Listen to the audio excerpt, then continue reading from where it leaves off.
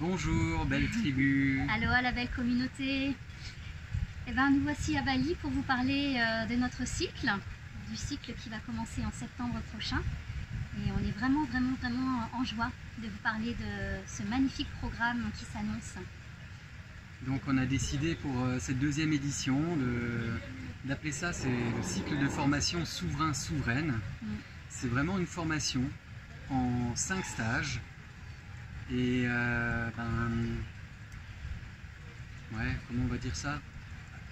À quoi vous attendre pendant ce cycle de formation souveraine?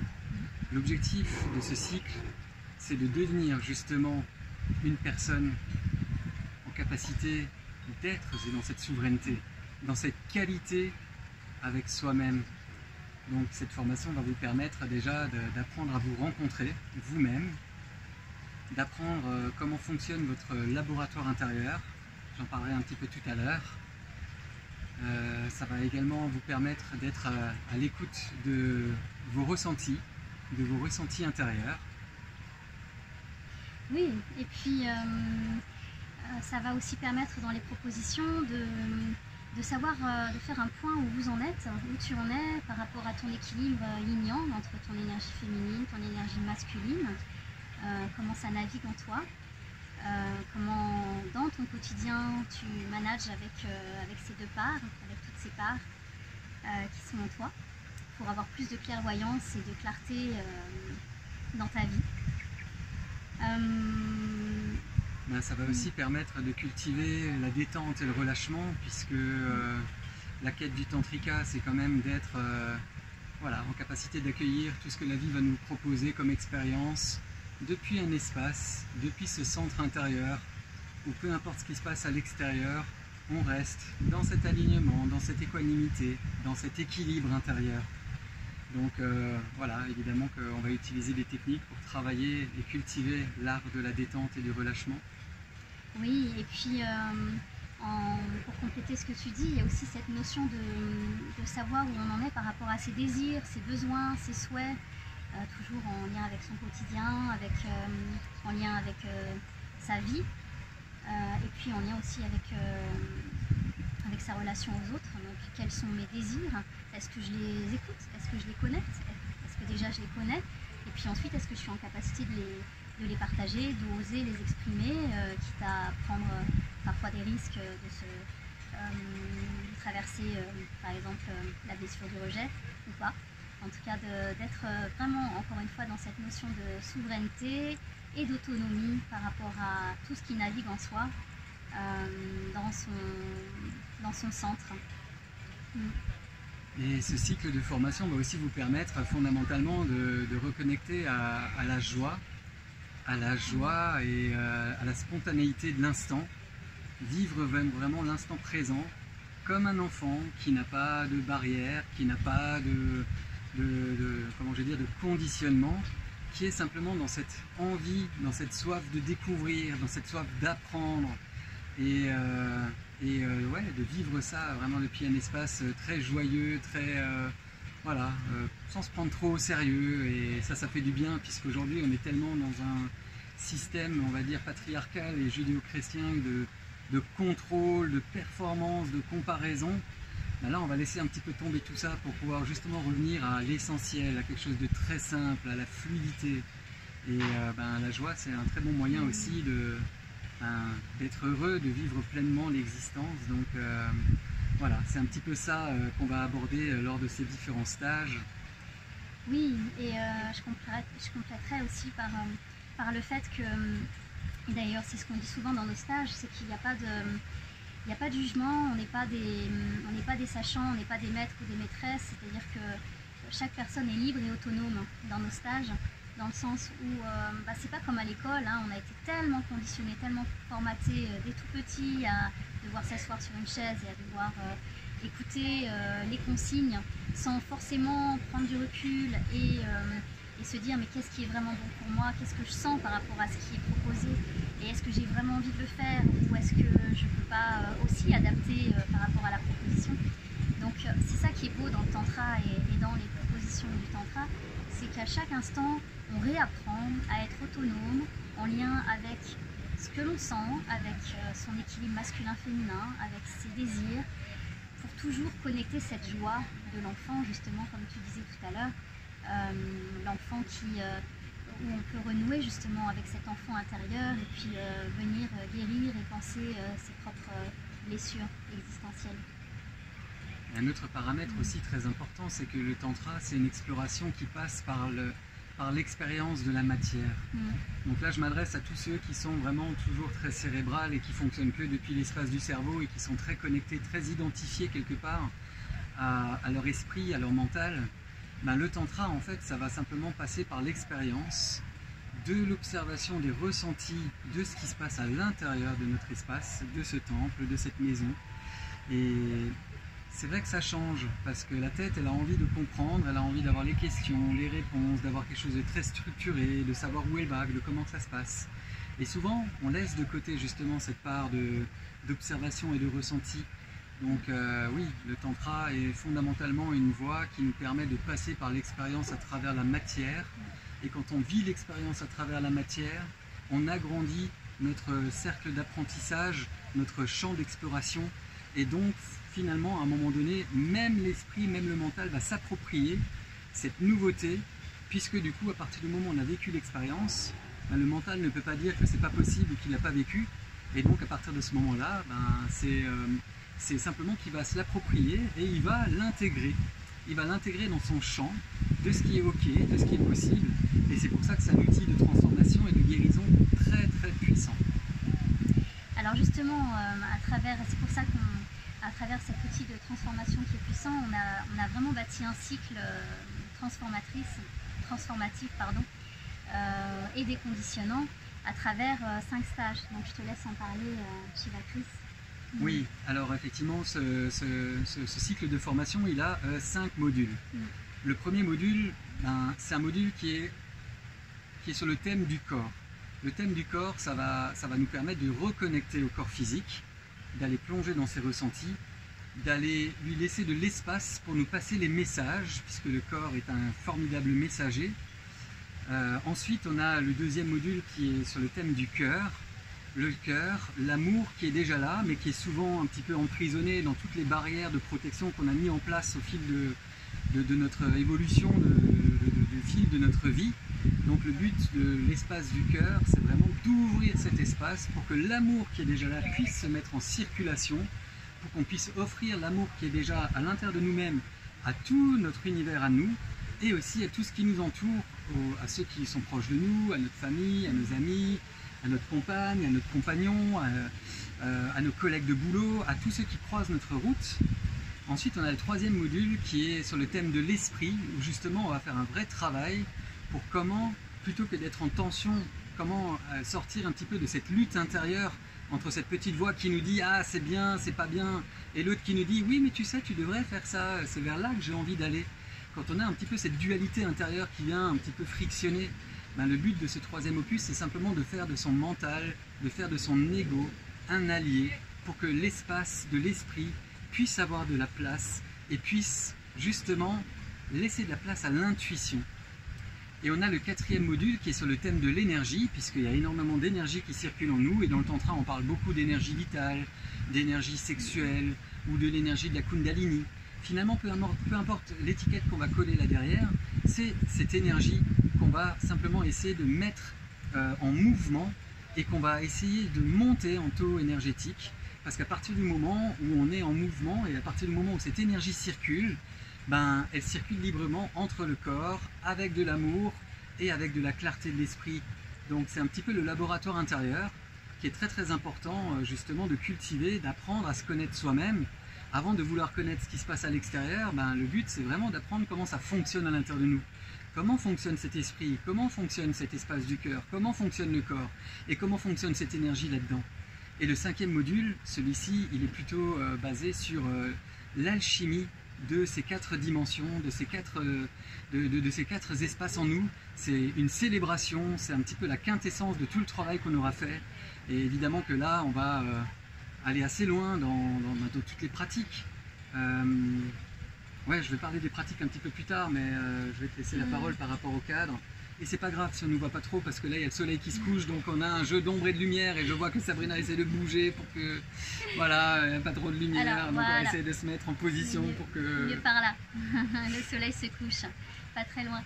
Et oui, donc entre chaque module, entre chaque cycle qu'on a appelé opus, on laisse 2 mois d'écart entre chaque pour justement que chacun ait le temps d'intégrer, parce que c'est pas rien quand même, c'est 3 jours d'exploration intense et profonde, hein, comme on disait, hein, pour se déconditionner de tous ces anciens schémas, tous ces anciens programmes, et puis pour aller vraiment vers une autonomie et une liberté d'être, hein, comme on disait, cette notion de souveraineté, c'est vraiment très important. Et ben, comme on plonge, comme on vous laisse plonger en l'espace de 3 jours, ben ensuite c'est bon qu'il y ait une intégration dans le quotidien sur à peu près, donc on laisse 2 mois d'écart entre chaque opus, entre chaque cycle, pour ben, déjà ben, voir comment ça navigue hein, dans ton quotidien. Bye, see you. Yeah, see you tomorrow. No, tomorrow afternoon. On a fait de l'acro-yoga yoga, tout à l'heure avec des Espagnols, bye bye. c'était très chouette. Une petite aparté. Pardon, C'est cool j'ai fait un aussi. petit peu d'acro-yoga avec des équilibres sur les Ouais. mains avec eux juste avant, donc ils s'en vont, voilà, ils savent pas qu'on est en train de faire une vidéo. Et C'est donc, ok. donc tout ça pour parler des 2 mois qu'on laisse entre chaque cycle, entre chaque opus. Et puis donc Chris, tu parlais un tout petit peu du cadre, parce que le cadre est vraiment très très important dans un stage de tantra, et en tout cas nous ce que l'on favorise c'est vraiment un cadre déjà de bienveillance, de respect de soi, de respect de l'autre, de respect du lieu, de tout ce qui nous entoure. Et puis aussi, bah, évidemment, il n'y a pas de passage à l'acte, il n'y a pas d'incitation à des rapports sexuels dans des stages de tantra, et ça c'est important de le redire, parce que même si on travaille beaucoup sur cette notion des chakras et d'énergie, dans les chakras, et donc de désir, comme on le disait tout à l'heure, et de sexualité, en fait, le tantra c'est une invitation à aller au-delà de ce carcan dans lequel on s'est mis avec notre histoire judéo-chrétienne, hein, où vraiment c'est de se libérer de ça, et puis de se rendre compte que ben, le sexe en fait ne se cantonne pas au sexe, et que en fait ce que l'on pense être ce que l'on projette sur le sexe, sur la sexualité, mais en fait ça va tellement plus loin avec le tantra. Et donc justement, pour le redire, hein, parce que quand on ne connaît pas, on peut projeter, mais dans le tantra, il n'y a vraiment pas de sexe, il n'y a vraiment pas de pratique sexuelle.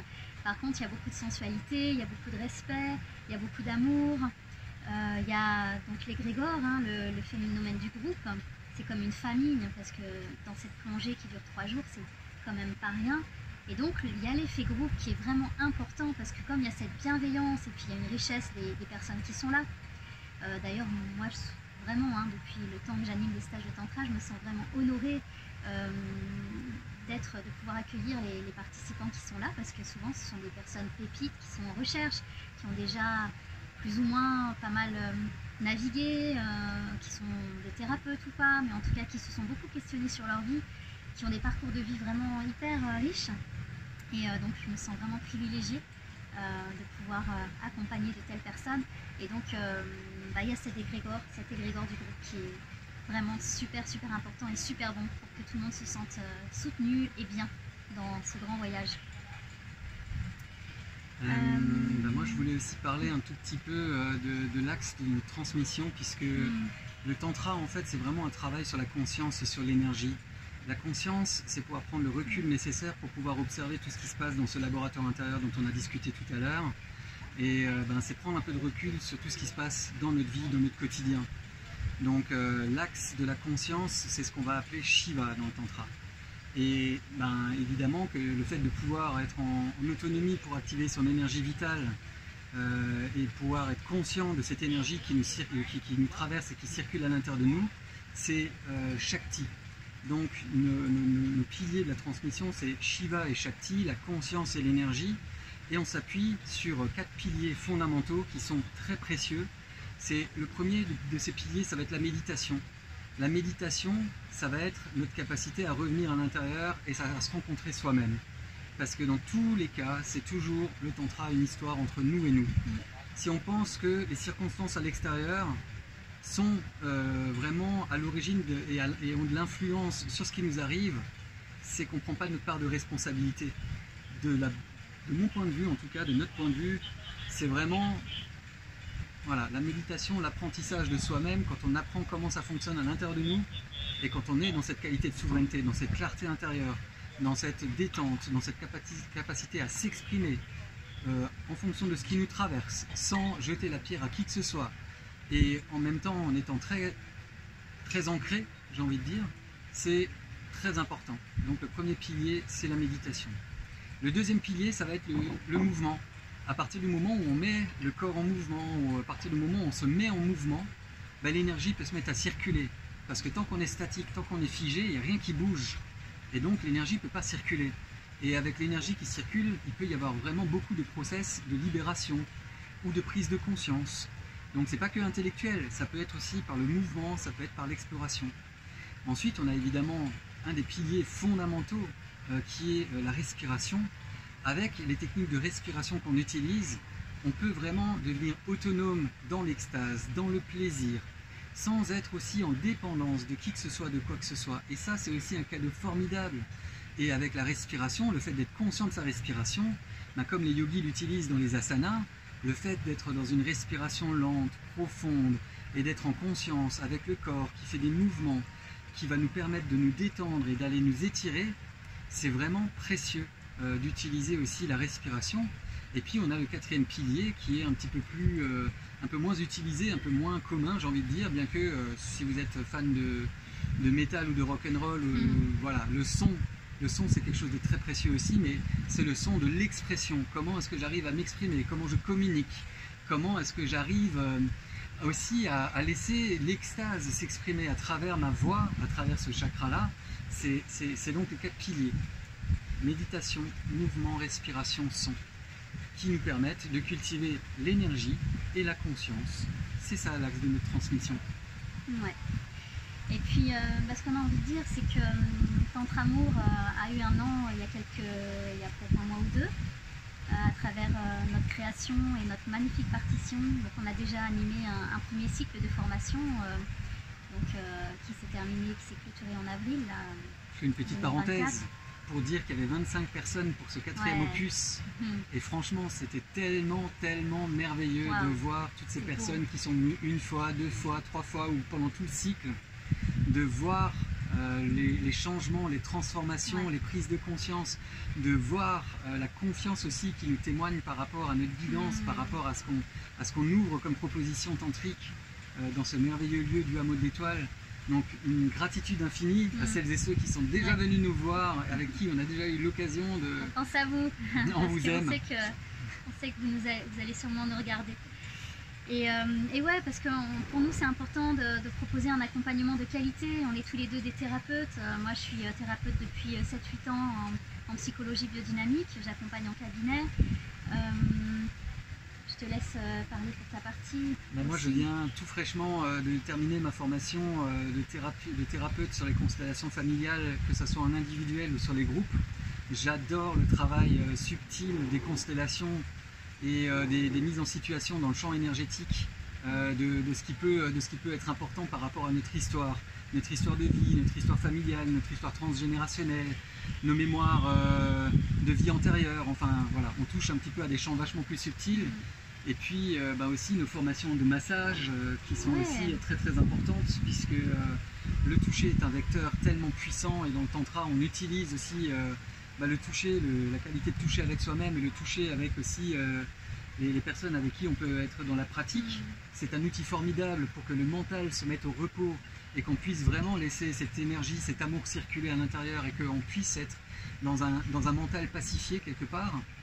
Donc ça c'est effectivement très précieux. Et puis aussi on fait de l'accompagnement de couple avec les outils du tantra ou d'autres outils de communication basés sur la CNV ou inspirés de la méthode Imago. Donc on accompagne les couples ensemble. On accompagne aussi des couples donc soit pour leur process thérapeutique de relation, mais aussi à travers, on utilise aussi des outils du tantra pour des couples qui ont aussi envie de changer leur rapport à la sexualité, à la sensualité, au massage aussi. Donc on a vraiment une grande palette possible d'accompagnement. Et j'ai envie d'ajouter quand même que on a aussi un gros travail de fond sur l'accompagnement, moi vis-à-vis des hommes et Sabrina vis-à-vis des femmes, les accompagnements individuels. Si vous avez envie de devenir un amant tantrique ou une femme sauvage, ce sont vraiment des accompagnements qui permettent d'être en mode turbo pour avancer. Alors là, j'essaie juste de trouver un tout petit peu la lumière, voilà, je vais me baisser un petit peu.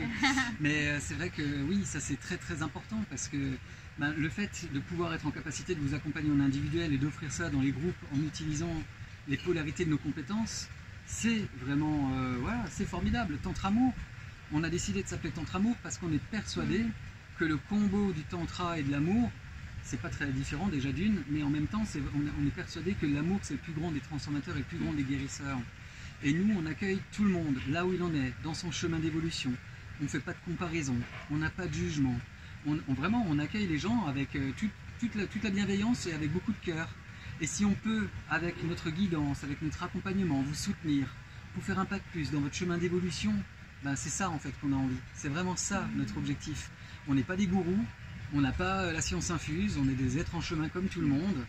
On a simplement le fruit de nos propres expériences, de nos parcours, de notre rencontre avec cette alchimie aussi, qui fait qu'à un moment donné, on se positionne clairement et on a envie de proposer une guidance de qualité, un accompagnement de qualité et aussi un SAV de qualité après les stages si vous avez besoin, entre les cycles, entre les modules de la formation, de vraiment de faire des petits check-up bien ciblés, bien spécifiques. On est vraiment là pour ça. Et puis on a aussi tout un parcours de vie dont on ne va pas parler maintenant, il y a d'autres vidéos YouTube où on en parle, mais ce qu'on transmet, ce qu'on enseigne, c'est aussi le fruit de notre cheminement à chacun, et puis notre cheminement aussi à travers notre relation amoureuse. Vous pouvez regarder sur internet nos bios, nos histoires. J'ai pas mal animé de tantra auparavant, j'ai rencontré le tantra il y a peut-être 12-13 ans. J'anime depuis 8 ans. Toi, tu es un super yogi. Moi, je viens du yoga au départ. Je suis formé en yoga. Je suis prof d'acro-yoga aussi. J'adore l'acro-yoga. J'adore tisser des communautés. J'aime les liens, la simplicité. Créer le monde qu'on a envie de voir. Et je suis vraiment très heureux de pouvoir contribuer ensemble à cette dynamique à travers Tantramour. Et on a tellement travaillé cette année, parce que c'est pas rien d'avoir construit un nouveau projet à travers la team, à travers ce socle, Tantramour. Donc là, on s'offre des vacances bien méritées à Bali et c'est après un an intense. Bon. Vraiment intense. On a bien cravaché et en même temps c'était tellement beau de voir tous ces groupes qui ont navigué avec nous. Et puis on s'offre des vacances à Bali et puis on est aussi en création, en co-création pour la suite. Donc là on prépare vraiment, on affine le programme de tout ce qui va suivre sur la deuxième année qui démarre à partir du mois de juillet. On a les 2 stages d'été au Hameau de l'Étoile, juillet et août. Et on a le cycle qui démarre en septembre avec à chaque fois un module tous les 2 mois qui va terminer en mai l'année prochaine. Et on vous réserve aussi quelques petites surprises autour du massage qui va arriver vers la fin de l'année. On est très créatifs. Voilà, formation de massage. Et puis un nouvel an tantrique aussi. Un nouvel an tantrique. Et puis j'ai aussi envie, pour clôturer cette vidéo, de dire un énorme merci à nos anges. C'est les personnes qui nous accompagnent dans tout ce qu'on propose, dans les ateliers, dans les journées, dans les stages. C'est des gens qui sont à votre disposition, qui sont là pour vous soutenir. Que ce soit par rapport à tout ce que vous traversez, mais aussi si jamais vous avez besoin à un moment donné de quoi que ce soit pendant que vous êtes dans la pratique. Donc un immense hug d'amour à toute notre équipe, à notre parce équipe que c'est Pépite. Important. On les adore, important. on les aime. Et grâce à eux, ça contribue à ce que nos groupes puissent encore mieux plonger en toute confiance par rapport à ce qu'on propose et pour que vraiment ce soit transformatif. Donc je vais terminer, j'ai quand même envie de les nommer. Donc je vais remercier Dorian, je vais remercier Sevda, je vais remercier Juju, je vais remercier Lindamour, Audrey, Julie, Marjolie, Aurélie, Philippe. Et puis aussi, il y en a certains qui sont venus juste à Strasbourg une fois, donc je les embrasse très fort aussi. Voilà, on vous souhaite une belle journée, une belle soirée, prenez bien soin de vous, connectez-vous à l'espace de votre cœur. Redescendez de la tête vers le cœur et vers le corps. Profitez de chaque instant. Kiffez One love, comme diraient mes enfants. On vous aime. Plein d'amour de Bali. Et on vous dit à très bientôt.